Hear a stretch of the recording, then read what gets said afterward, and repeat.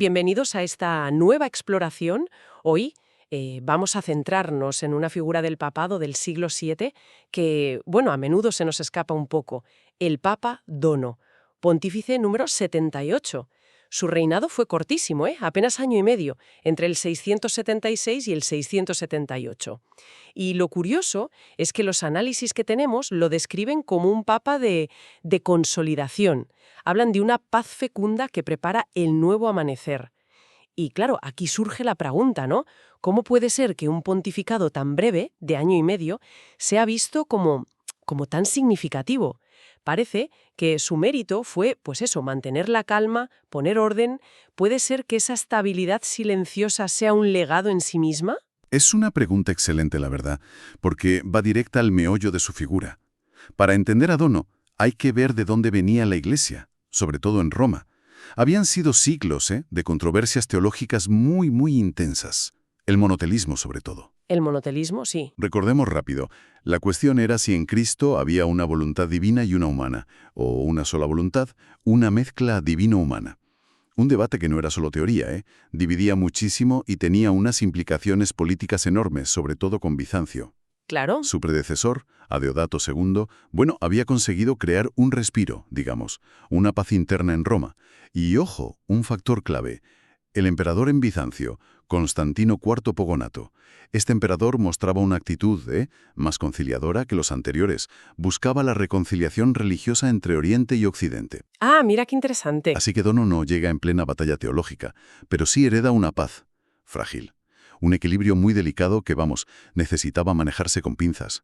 Su trabajo era más de afianzar que de empezar cosas nuevas. Entiendo. O sea, no es el que apaga el fuego, sino más bien el que asegura que la estructura no se venga abajo después del incendio, ¿no? Algo así. Justo, una labor menos espectacular quizás, pero fundamental. ¿Y los documentos lo pintan como nacido en Roma, de familia local o quizás griega? Y con un estilo muy suyo, discreto, ordenado, prudente, nada que ver con un perfil innovador o rompedor. Efectivamente, todo indica que su enfoque fue ese. Conservar y fortalecer lo que ya había. Y esto se ve muy claro en uno de los puntos clave de su papado, la relación con Constantinopla. Mantuvo el diálogo, sí, reforzó la comunión eclesiástica, pero sin ceder en los puntos doctrinales importantes para Roma. Y aquí viene lo más interesante, yo creo. Esta gestión tan prudente, este ambiente de menos tensión que él ayudó a mantener, fue el caldo de cultivo perfecto para lo que vino justo después. ¿Te refieras al tercer concilio de Constantinopla? Exacto, el que se celebró poquísimo después de su muerte, entre el 680 y el 681. Ajá. Ese fue el concilio que, zanjó dogmáticamente la cuestión monotelita. Afirmó las dos voluntades en Cristo, la divina y la humana. Y aunque Dono no llegó a verlo, su habilidad para mantener esa comunicación fluida, ese respeto mutuo con Bizancio, sin renunciar a la doctrina romana, pues preparó el camino. Vaya. Por eso, aunque suene un poco a paradoja por lo breve que fue su papado, se le puede ver como una pieza clave, un facilitador discreto de esa solución dogmática tan importante. Me gusta esa idea, la de ser un puente silencioso hacia el concilio. Es potente. Sugiere que su influencia fue más allá de lo que hizo directamente. Pero su trabajo no fue solo diplomático, ¿verdad? Los textos hablan de cosas concretas en Roma. Ordenó sacerdotes, fortaleció parroquias, restauró iglesias. ¿Qué sabemos de eso? Sí, esa faceta de administrador de la iglesia local también es importante. Se le atribuyen restauraciones significativas. La más conocida, la que suelen mencionar las fuentes, es el pavimentado del atrio de la Basílica de San Pedro, con grandes bloques de mármol. Anda. Puede sonar a una simple obra, ¿no? Pero en la mentalidad de la época, eso tenía una carga simbólica enorme. ¿En qué sentido? O sea, más allá de que quedara más bonito, ¿qué mensaje daba? Era una declaración, embellecer y hacer más sólido el corazón físico de la cristiandad occidental, la tumba de Pedro. Era una forma de proyectar la solidez, la permanencia de la fe romana frente a todas las turbulencias doctrinales y políticas. Claro. Era como un reflejo externo de esa búsqueda de orden, de fortaleza interior. También se cree que impulsó obras en otras basílicas importantes como Santa Inés o San Pablo Extramuros. Cuidar los templos era cuidar la casa común de la fe. Reforzaba la identidad, la cohesión de la comunidad. Es fascinante esa conexión tan directa entre lo material y lo espiritual. Si estaba tan centrado en restaurar lo físico como símbolo de fe y orden, ¿cómo se reflejó eso en algo menos tangible, como la liturgia? Los documentos también la mencionan. Pues mira, siguió la línea de sus predecesores más cercanos que ya habían puesto mucho énfasis en la dignidad y el decoro del culto. Se favorecía el canto coral, la solemnidad en las ceremonias. La liturgia no se veía como un conjunto de ritos y ya está. Era el corazón palpitante de la vida de la Iglesia. Ajá. El espacio donde la fe se hacía visible, se oía, se vivía en comunidad. En Dono parece que confluyen dos cosas, una sensibilidad casi de monje por el orden y la belleza ritual, y la responsabilidad práctica del obispo de Roma que tiene que organizar la vida religiosa de la ciudad. Una mezcla curiosa. Sí, buscaba una armonía, una belleza ordenada que, elevara el espíritu y unificara a los fieles. Orden, restauración, armonía. Parece que es el patrón claro, ¿no? Y esto nos lleva a otro punto clave, su relación con el poder político de la época, el Imperio Bizantino. Mencionabas antes la actitud conciliadora del emperador, pero el papado seguía estando, en gran medida, bajo influencia imperial, ¿cierto? ¿Cómo manejó esa relación? Correcto, la influencia de Constantinopla era innegable. El Papa, por ejemplo, necesitaba la confirmación del emperador después de ser elegido. Dono supo aprovechar esa buena disposición de Constantinopla IV. Mantuvo relaciones cordiales, sí, pero lo hizo con una prudencia muy calculada. ¿Cómo? Pues no buscó el enfrentamiento directo, pero tampoco la sumisión. Su actitud, firme pero discreta, al defender las posturas de Roma, ayudó a reforzar una consciencia que ya estaba creciendo allí, la de que la autoridad espiritual del Papa tenía su propia legitimidad, que no venía del emperador. Entiendo. Sutil, pero importante. Importantísimo. Piensa en el contexto del futuro concilio. La gestión de Dono, manteniendo esa independencia doctrinal de Roma sin provocar una ruptura política, fue crucial para que las decisiones de ese concilio se vieran como fruto de la libertad de la fe y no como una imposición imperial o un simple acuerdo político. Claro, le dio prioridad. Exacto. Fue una forma sutil, pero muy efectiva, de afirmar la autonomía práctica del papado en un momento muy delicado. Consolidó la posición de Roma no a base de desafíos abiertos, sino de una serena firmeza. Entonces, si intentamos resumir su legado, no vemos grandes documentos doctrinales con su firma, ni decisiones políticas que cambiaran todo. Parece que todo apunta a esa idea de consolidación silenciosa. El material que manejamos habla de una teología de la paz ordenada.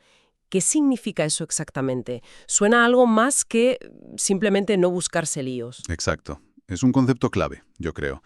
No es una paz pasiva, de dejarse llevar o de evitar el conflicto a toda costa.